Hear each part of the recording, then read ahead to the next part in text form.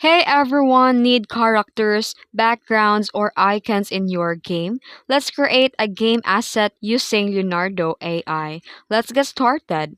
First, go to leonardo.ai.com and log in. Then here in the dashboard, click the image generation. Then here choose a model. You can select a graphic style or concept style or whatever you like.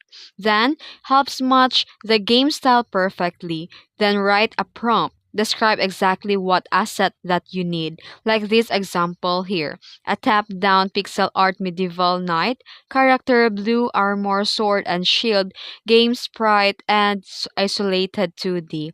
Then here you can adjust the settings, change the aspect ratio, the image count, and guidance scale. And once done, click Generate and wait for the Leonardo AI to finish process it. And click on your favorite output. And you can now download and use them in Unity, Unreal, and any game engine that you like. And that's it. You've got a custom game asset in seconds using Leonardo AI. If you found this video helpful, don't forget to like and subscribe for more tutorials. Thanks for watching.